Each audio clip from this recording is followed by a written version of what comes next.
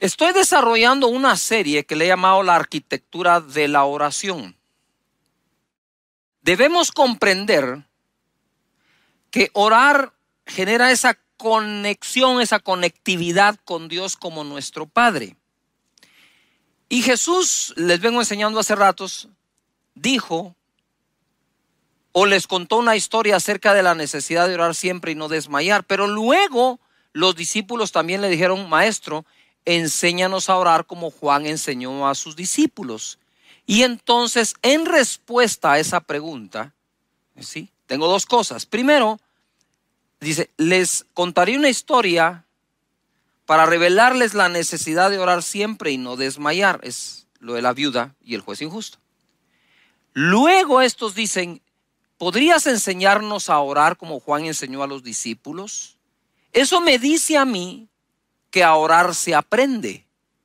Y una persona me dijo: a orar se aprende orando. Pero no es suficiente. ¿Cómo así? No es suficiente. Si Jesús dijo cómo se ora, debemos aprender de él, el máster en oración Jesús, cómo orar. Porque las oraciones al final se miden por sus resultados, ¿verdad? Es decir, si tuviéramos que ponerles los KPIs, como dicen hoy en la administración moderna, a la oración, sería cuál ha sido el resultado de tu oración, ¿verdad? Por ejemplo, las personas que dicen: he estado orando por años y no veo la respuesta. ¿Será que tendríamos que profundizar un poco más para descubrir si estamos cometiendo algún error o estamos dejando algo a un lado cuando oramos? Como les decía, a veces no es que el tiempo de que se cumpla la respuesta de tu oración llegue, sino no se ha cumplido el tiempo de la insistencia delante de Dios para que ese tiempo venga. Entonces mira lo que dice Jesús en Mateo 6:8. Después de decirles que orar tiene recompensa, dice: vosotros pues oraréis así: Padre nuestro que estás en los cielos, santificado sea tu nombre. Venga tu reino, hágase tu voluntad como en el cielo, así también en la tierra. El pan nuestro de cada día, dánoslo hoy. Y perdona nuestras deudas como también nosotros perdonamos a nuestros deudores. Y no nos metas en tentación, mas líbranos del mal, porque tuyo es el reino y el poder y la gloria por todos los siglos. Amén. Lo primero que empecé a desarrollar es esa parte donde dice: Padre nuestro que estás en los cielos, santificado sea tu nombre. Lo voy a retomar y desarrollarlo. Para empezar, el hecho de que Jesús le haya dicho a los discípulos: ustedes van a orar así, Padre nuestro, los asombra. A ti y a mí ya no, porque hace 2000 años que venimos oyendo esto, se pasa por generaciones, pero no meditamos en cuándo se inició. Por ejemplo, ¿por qué nos damos la mano? No sé cuándo se inventó eso de darnos la mano para saludarnos. Yo viví la época en que nos empezamos a saludar de besito en la mejilla, ¿verdad? Hoy la gente se saluda, no sabe cuándo empezó y por qué. ¿Sabían ustedes que es costumbre de reyes darse la mano izquierda? Dice: ¿por qué la izquierda? Porque es la mano más cerca al corazón, dicen ellos. Bueno, son costumbres, las tenemos. Y orar y decir: Padre nuestro, Dios es mi Padre, papito, se ha vuelto una costumbre sin saber de dónde viene. Pero el pueblo de Israel no le llamaba a Dios Padre. De hecho, a Jesús lo crucifican cuando le dicen: ¿eres tú el Hijo de Dios? Y Dios le dijo: ¿tú lo has dicho? Sí, soy Hijo de Dios. Muy bien, blasfemia has dicho, crucifíquenle. Entonces, cuando Jesús le dice a los discípulos: ustedes van a orar así, Padre nuestro, ellos dijeron: wow, Jesús nos está enseñando a decir una blasfemia. Porque para aquel entonces, hace 2000 años, por favor, ubiquémonos en ese tiempo, eso no se hacía. Pero Jesús nos vino a revelar como hijo de Dios que nosotros, al recibirlo, pasamos a ser también hijos de Dios. Y entonces la oración ya no es Dios nuestro. Claro que es Dios nuestro. Es Padre nuestro, que es Dios. Es nuestro Dios y nuestro Padre. Subo a mi Dios y vuestro Dios, a mi Padre y a vuestro Padre, dijo Jesús. Entonces, somos hijos de Dios adoptados. Y el Espíritu que nos ha sido dado clama dentro de nosotros, Abba, Padre. Eso dice Romanos 8:15. Esto es un resumen corto de lo que aprendimos la última vez para introducirnos. Pues no habéis recibido el espíritu de esclavitud para estar otra vez en temor, sino que habéis recibido el espíritu de adopción por el cual clamamos, Abba, Padre. Entonces, ¿cómo puedo yo orar efectivamente si lo que creo es que soy un esclavo de Dios? Cuando dice aquí que no estamos en esclavitud, sino que tenemos su espíritu de adopción por el cual clamamos, Abba, Padre. Tú sabes que si una persona adopta a un niño desde muy bebé, es fácil que él desarrolle el hábito de llamar papá y mamá a la pareja con quien vive.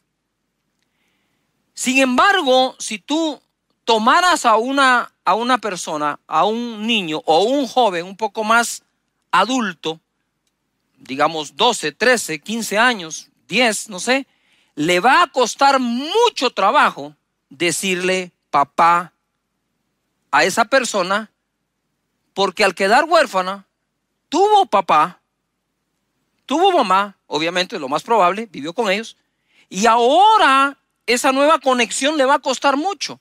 En el caso nuestro, nacemos de nuevo a cualquier edad. Yo nací de nuevo a los 20 años de edad, ¿verdad? Debido a que no viví con mi papá, a mí no me costó mucho trabajo reconocer a Dios como papá y llamarlo Padre.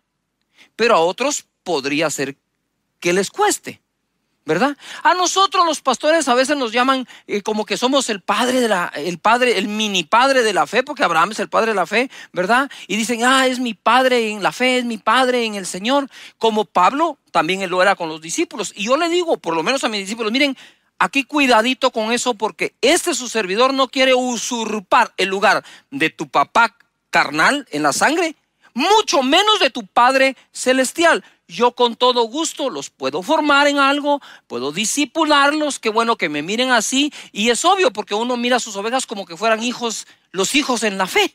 Pero ojo, Padre celestial, Padre nuestro que estás en los cielos, de ese Padre es del que estoy hablando ahora.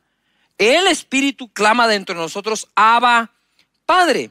Sin embargo, cuando nosotros, dije yo, adoptamos un niño natural, podemos darle nuestro apellido, podríamos ponerlo dentro de nuestros herederos, podríamos pagar sus estudios, podríamos amarlo, abrazarlo, darle todo lo que ustedes quieran, pero lo que no podemos hacer es darle nuestra sangre. Sin embargo, cuando Dios nos toma por hijos adoptivos, nos adopta, nos hace una transfusión de su espíritu. Dice Gálatas capítulo 4, verso 6. Y por cuanto sois hijos, Dios envió a vuestros corazones el espíritu de su Hijo, el cual clama Abba, Padre. Ojo, el espíritu de su Hijo, el cual clama Abba, Padre. Lo que me está diciendo acá es que Jesús así lo llamaba. Ustedes saben que Jesús nunca llamó a Dios por uno de sus nombres. Nunca le dijo Jehová, nunca le dijo Yahvé, nunca dijo eso. Dijo, mi Padre, Padre, yo sé que me oyes, mi Padre, vuestro Padre, nuestro Padre. Platicaba con un amigo mío y conversando le decía, mira, cuando yo te escucho predicar, somos muy amigos, le digo, siempre estás hablando de Jehová aquí, Jehová allá, lo cual es bueno, yo lo hago también, Él es Jehová, claro. Pero yo le digo, ¿qué tanta revelación tienes tú que eres su hijo? Claro, me dijo.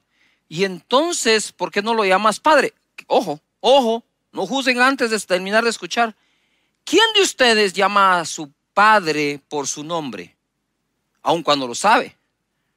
A mí mis hijos no me dicen Cash, ¿verdad? Me dicen papá, viejo, tata, daddy, qué sé yo. Pero no usamos el nombre normalmente. A tu mamá le dices mamá. Tú no llegas a la casa y ¿qué onda, Miriam? No, ¿verdad? Mamá, ¿verdad? Mamá. Es como la llamas. Igual, por eso dice que el Espíritu del Señor dentro de nosotros clama a Abba, Padre, nuestro Padre. Es un Padre sin comparación. Ya voy entrando, ¿verdad? Pedid y se os dará, buscad y hallaréis, llamad y se os abrirá. Estoy en Mateo 7, 8 ahora. Porque todo aquel que pide recibe, y el que busca halla, y el que llama se le abrirá. ¿Qué hombre hay de vosotros que si su hijo le pide pan le dará una piedra? Que si le pide un pescado le dará una serpiente. Pues si vosotros siendo malos sabéis dar buenas, dice, dádivas a vuestros hijos, cuánto más vuestro Padre que está en los cielos dará buenas cosas a los que le pidan.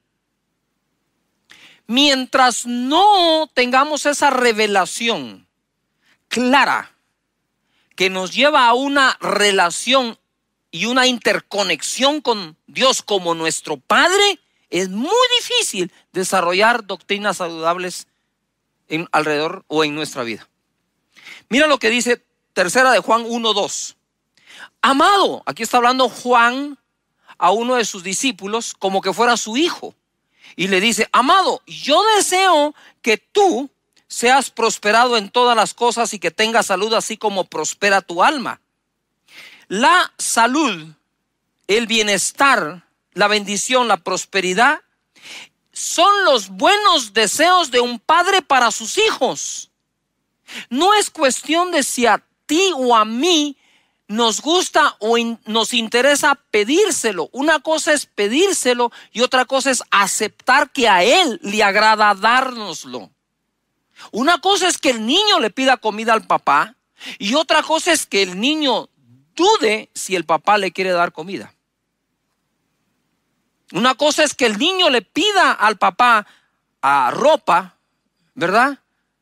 Y otra cosa es que confíe que no le va a faltar nada. Cuando nosotros empezamos, entonces, Padre nuestro, ¿qué es lo que te quiero decir acá? Ese Padre nuestro, estaba orando hace unos días y estaba allí en esa parte del Padre. Eres mi Padre, eres mi buen Padre. Por eso es que el bien y la misericordia me siguen a mí todos los días de mi vida. Nuevas son tus misericordias cada mañana. Yo sé, Señor, que aún mientras duermo tú provees. Seguramente lo que hiciste anoche por mí, hoy me lo revelarás, me lo harás saber. Gracias porque eres el Padre a quien yo le puedo pedir. Y si yo siendo malo a mis hijos les doy, ¿cuánto más tú, Señor, no darás a ese tu hijo lo que necesita? Gracias, Padre. Y cuando yo estaba ahí, orando, quise cambiar un poco esto un día. Y no les voy a mentir, estaba afanado por algunas cosas, preocupadón. Y entonces casi que voy directo a orar y medito. No, voy a empezar como dijo Jesús. Voy a adorar a mi Padre. Voy a bendecir su nombre porque tiene nombre. Le voy a pedir que venga a su reino. Le voy a pedir que se haga su voluntad. Miren, cuando oras así y llegas a la petición por la cual estás afanado, ya casi no tenés afán, porque tú mismo al orar estás desarrollando una confianza que a quien le oras es a tu papá, a un buen padre. Tienes que quitar toda mala asociación que tengas por los padres que has tenido en la tierra, ¿verdad? Que tu padre fue esto, lo otro, y ponérselo encima a Dios, porque no es así. Si ustedes siendo malos, le dan buenas cosas a sus hijos, cuánto más mi Padre dará buenas cosas a los que se las pidan. Pero ahora voy acá. Dice, santificado sea tu nombre. Santificado sea tu nombre. Elohim, el Olam, el Dios eterno. Y me encuentro con varios nombres compuestos de Dios que revelan qué es o quién es y qué puede hacer Dios. En Jeremías 23:6 dice así: en sus días será salvo Judá e Israel habitará confiado. Y este será su nombre con el cual le llamarán Jehová, justicia nuestra. Que es Jehová Sidkenu, nuestra justicia. Entonces cuando estás orando, voy aquí como llevándote un poco de la mano en la oración, es Padre nuestro que estás en los cielos. Tú estás ahí adorando, sabiendo que es el Padre celestial, sabiendo que te adoptó, y ahora dice, santificado sea tu nombre. ¿Cuál nombre? Tú eres mi justicia, Señor. Por ti he sido justificado. Por ti soy salvo.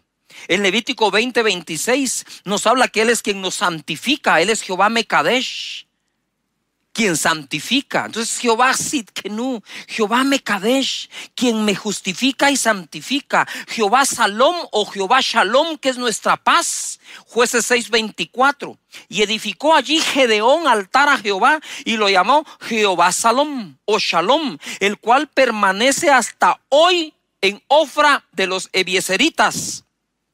¿Ya te diste cuenta? Ahora estás padre, eres mi padre, pero como padre yo sé quién eres como mi papá. Como decía yo la vez pasada, ¿tú sabes en qué trabaja tu papá? Ah, sí, es ingeniero, arquitecto, es doctor, maneja un taxi, tiene un comercio, perfecto. ¿Y tú sabes a qué se dedica tu Padre Celestial? Bueno, aquí hay una de las cosas que te revelan qué es lo que nuestro Padre hace. Él es nuestra justicia, Él es quien santifica, Él es nuestra paz. Ezequiel, capítulo 48, verso 35 dice: en derredor tendrá 18,000 cañas y el nombre de la ciudad desde aquel día será Jehová Sama. Jehová Sama es el Dios que está presente. Bendito sea su nombre. Él está presente donde quiera que vaya. Por eso es que el bien y la misericordia me seguirán todos los días de mi vida. Donde quiera que vaya, va Él. Él es el Dios omnipresente. Jehová Rafa es nuestro sanador. Por su herida nosotros fuimos curados. Éxodo 15:26 dice: si oyeres atentamente la voz de Jehová tu Dios e hicieres lo recto delante de sus ojos y dieres oído a sus mandamientos y guardares todos sus estatutos, ninguna enfermedad de las que envía a los egipcios te enviaré a ti, porque yo soy Jehová, tu sanador. Él es nuestro proveedor. Génesis 22:14. Y llamó a Abraham el nombre de aquel lugar: Jehová proveerá. Por tanto se dice hoy: en el monte de Jehová será provisto. Es Jehová Jireh. Jehová Nisi es nuestro estandarte, nuestra bandera. Lo encuentras en Éxodo 17:15. Jehová Roi es nuestro pastor. Eso está en el Salmo 23. Entonces te resumo: Padre nuestro que tú estás en los cielos, santificado sea tu nombre. Eres Jehová Sidkenu, mi justicia. Jehová Mekadesh, quien me santifica. Jehová Rafa, mi sanador. Jehová Sama, el que está presente. Jehová Jireh, el que provee. Jehová Nisi, eres mi bandera y nuestra estandarte. Roi, eres mi pastor, Señor, y nada me faltará. Padre eterno, cuando tú vas por esa parte de la oración, aquellos que creían que no podían orar 5 minutos, si voltean a ver su reloj, ya van como por 20. Adorando, alabando, bendiciendo el nombre de Dios. Padre, gracias. Nuestro Padre nos brinda de una paz que sobrepasa todo entendimiento. De nuevo les repito, cuando llegas a la parte de pedir el pan o la provisión de cada día, ya llegas sin afán, llegas con fe. Por eso es que Él pone en la primera parte de la adoración ese reconocimiento a Él, a su reino, a su voluntad, y luego ya viene la petición. Por último, o antepenúltimo, viene el perdón. Ya vamos a ver esa arquitectura de la oración. No se lo pierdan, no se desconecten un solo fin de semana, porque vas a aprender a cómo orar eficazmente, ¿verdad? Y tener resultados. Lucas 23:33, en adelante. Quiero ir a ese momento en que Jesús fue crucificado. Y usted dice: ¿qué onda? ¿Qué tiene que ver esto con lo que está enseñando de orar mucho? Muchísimo, más de lo que te imaginas. Quiero que veas, observes a Jesús en el momento más difícil de su vida en esta tierra. Es cuando lo toman preso, donde su discípulo Judas lo vende por 30 monedas de plata, lo toman preso, luego lo llevan entre Herodes y Poncio Pilatos hasta que al fin lo crucifican. En el verso 33 de Lucas 23 dice: y cuando llegaron al lugar llamado de la calavera o el Calvario, le crucificaron allí. Puedes subrayar crucificaron. Y a los malhechores, uno a la derecha y otro a la izquierda. Y Jesús decía, escucha bien, Él está crucificado. Está crucificado. Los clavos ya traspasaron sus manos, su costado. Está crucificado, sus pies. Está crucificado, tiene la corona de espinas. Y crucificado dice, Padre, perdónalos, porque no saben lo que hacen. Y repartieron entre sí sus vestidos echando suertes. Repartieron los vestidos. Y el pueblo estaba mirando, y aún los gobernantes se burlaban de él, diciendo, a otro salvó, sálvese a sí mismo, si este es el Cristo, el escogido de Dios. Los soldados también le escarnecían, acercándose y presentándole vinagre, y diciendo, si tú eres el rey de los judíos, sálvate a ti mismo. Había también sobre él un título escrito en letras griegas, latinas y hebreas: este es el rey de los judíos. Y uno de los malhechores que estaba colgado le injuriaba diciendo, si tú eres el Cristo, sálvate a ti mismo y a nosotros. Respondiendo el otro, le reprendió diciendo, ¿ni aún temes tú a Dios? Nosotros a la verdad justamente padecemos, porque recibimos lo que merecieron nuestros hechos, mas este ningún mal hizo. Y dijo a Jesús, acuérdate de mí cuando vengas en tu reino. Entonces Jesús le dijo, de cierto te digo que hoy estarás conmigo en el paraíso. ¡Wow! Cuando era como la hora sexta, hubo tinieblas sobre toda la tierra hasta la hora novena. Y el sol se oscureció, y el velo del templo se rasgó por la mitad. Entonces Jesús, clamando a gran voz, dijo, Padre, en tus manos encomiendo mi espíritu. Y habiendo dicho esto, expiró. Quiero que pongas atención acá. Jesús está teniendo un sufrimiento básicamente corporal. Primero, Él lleva sobre su cuerpo nuestros pecados. Por su herida fuimos nosotros curados. Eso es cuando pegan en su espalda con el látigo y arrancan su carne. Es clavado. Emocionalmente está entre dos malhechores, siendo juzgado él como que fuera uno. Y cosa curiosa, el que está claro que él es justo y no debería estar ahí es uno de los malhechores. Es el que le dice al otro, hey, tú, le dice, deja de hablar así, porque nosotros merecemos eso, pero él no. Él ninguna obra mala ha hecho, ¿verdad? Y tú no ves a Jesús en la cruz peleando con nadie. Lo primero que dice Jesús es Padre. ¿Qué dijo? Escríbelo en el chat. ¿Qué dijo? Eso. ¿Qué dijo? Padre. ¿Cuántas conversaciones tuvo Jesús con su Padre? Y digo, Señor, ¿tuviste esta otra conversación con el Padre? Padre, le dijo, perdónalos. No saben lo que hacen.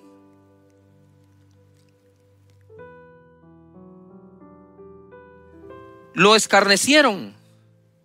Escarnecer, los gobernantes escarnecieron, significa burlarse de una persona de una manera cruel, con la finalidad de humillarla o despreciarla. Te lo voy a repetir. Escarnecer significa burlarse de una persona de una manera cruel, con la finalidad de humillarla o despreciarla. No, esto no es bullying tan solo. Esto no es el bullying del que estamos hablando hoy en día. Esto es una burla que busca la humillación de la persona. Injuriar significa ofender a alguien con hechos o insultos, atentando contra su dignidad, honor, credibilidad, especialmente cuando se hace injustamente. Ahora, ¿cómo te sientes tú cuando alguien te ofende verbalmente y te hace una burla humillante? ¿No te dan ganas de contestar? Claro que dan ganas de contestar. Pero dice la Biblia que él enmudeció y no abrió su boca. Y como cordero fue llevado al matadero delante de sus trasquiladores. Aquel que cuando le maldecían nunca respondía con maldición está en la cruz del Calvario. Y aunque te cueste creer lo que voy a decir, estaba con un sufrimiento tal, una humillación ya en la cruz, y encima de eso los que están ahí se están burlando, lo están escarneciendo.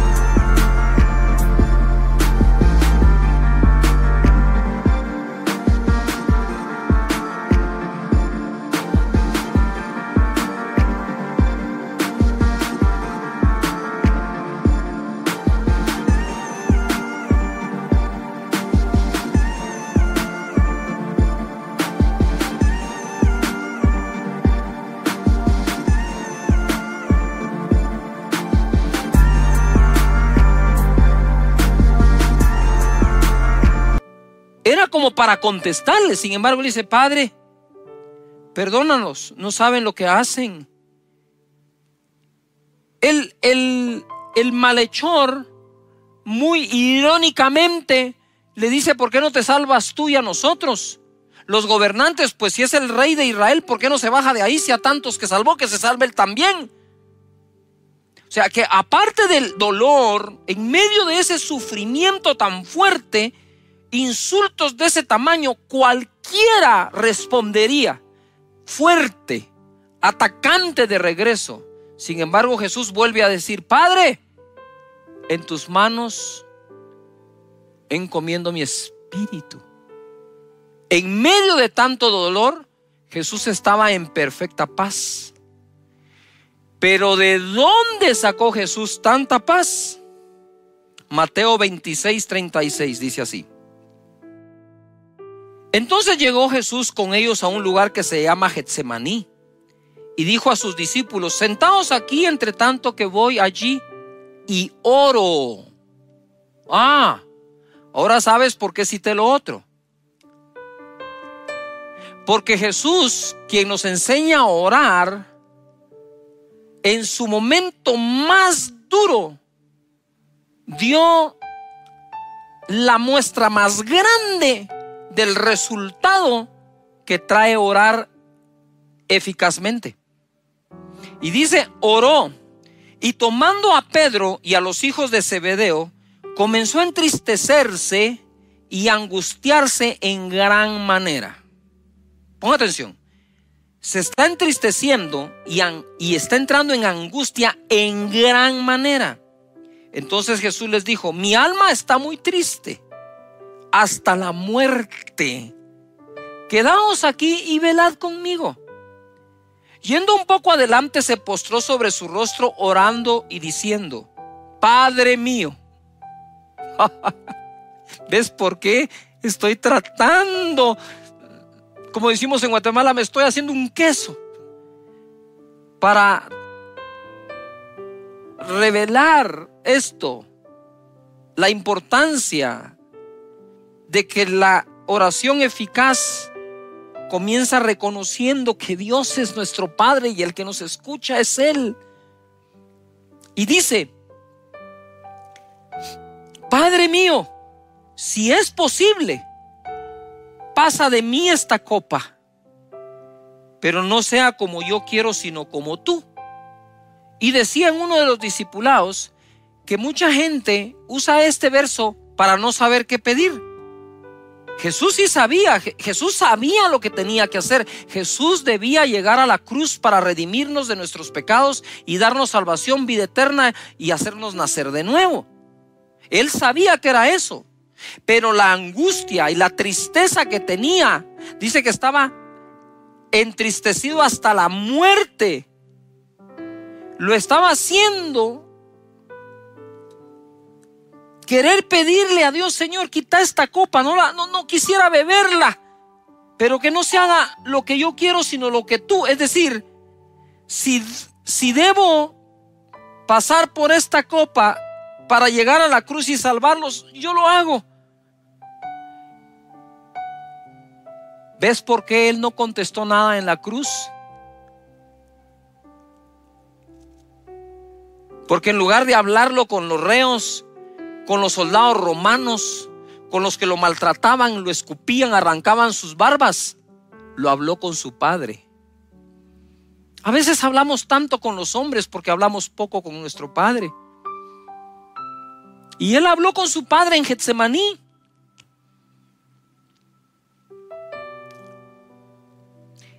Verso 40, vino luego a sus discípulos y los halló durmiendo, y dijo a Pedro: ¿así que no habéis podido velar conmigo una hora? Velad y orad para que no entréis en tentación. El espíritu a la verdad está dispuesto, pero la carne es débil. Aquí está hablando él de la tentación de ya no llegar a la cruz, de decir no voy, de decir tráiganme una legión de ángeles y combatan a todos estos, como se lo dijo a Pedro. ¿Acaso no sabes que yo le puedo pedir una legión de ángeles a mi Padre y él me la va a dar? Él podría pedir 10, 12 legiones de ángeles, lo que quisiera. Sin embargo, él sabía que el propósito de su venida estaba en llegar a la cruz y derramar su sangre y salvarnos. Y entonces, ojo a lo que voy a decir ahora acá. Lo que está diciendo aquí Jesucristo es: hey, miren, oren y velen. El espíritu está dispuesto a orar, siempre, siempre está dispuesto, pero la carne es débil. Yo les contaba esto. Yo creo que he tenido una vida de oración bastante disciplinada, con sus baches por ahí en los que he dejado de orar un tiempo y después digo no. Y cada día me voy comprometiendo más con la oración. Pero me recuerdo muy bien que tuve varias fases con respecto a esto, porque la gente cree aquí que la carne es débil por pecados. No, aquí la carne es débil porque ya estaban cansados para velar una hora. Entonces, yo me recuerdo que me hincaba frente a mi cama y oraba, no que no lo haga, sino estoy recordando de cómo me pasaba. Yo oraba allí y de pronto era ya tan tarde, estaba tan desvelado, que empezaba a cabecear, me empezaba a dormir y empezaba a decir incoherencias. Empezaba a decir y de repente me despertaba y dije: ¿qué estoy diciendo? Señor, perdóname. Y me daba risa. Digo, no, ¿cómo puedo decir esto orando? ¿Verdad? Es decir, decía cualquier cosa. Me pasaba de estar orando al partido de voleibol que había jugado, por ejemplo. Y decía yo, hombre, ¿qué está pasando? Porque la carne ya estaba débil, estaba muy cansada la carne para seguir orando. El espíritu está dispuesto, la carne es débil. Después de eso dije, no importa. Yo, aunque me quede dormido orando, voy a orar. Oh, me creía un héroe espiritual en esa. No, que estaba mal. ¿Por qué estaba mal? Simplemente porque en lugar de estar diciendo, aunque me quede dormido orando, yo voy a seguir orando. ¿Por qué no oro cuando no me voy a quedar dormido? ¿Por qué no busco las mejores horas de energía de mi cuerpo para que mi espíritu que está dispuesto a orar ore? Entonces le dice, hey, velen y oren para no entrar en tentación. Les cuento que el espíritu está dispuesto,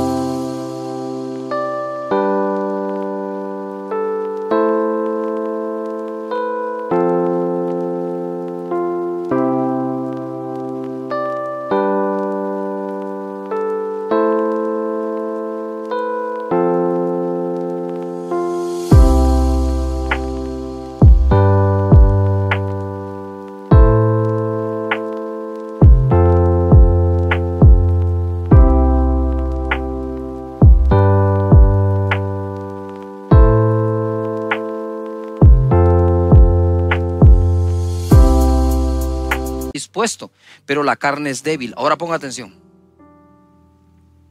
Y si Jesús no ora en Getsemaní, ¿cómo hubiera respondido en el Calvario? Yuhu.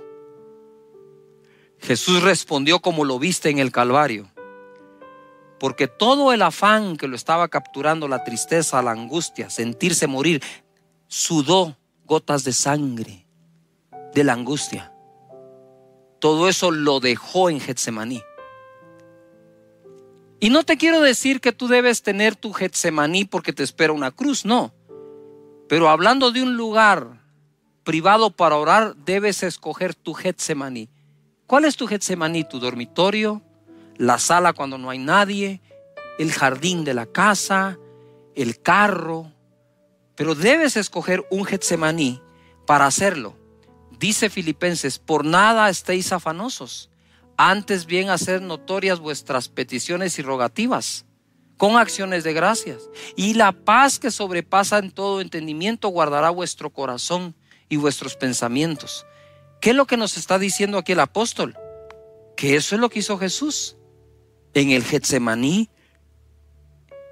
Habló con su Padre,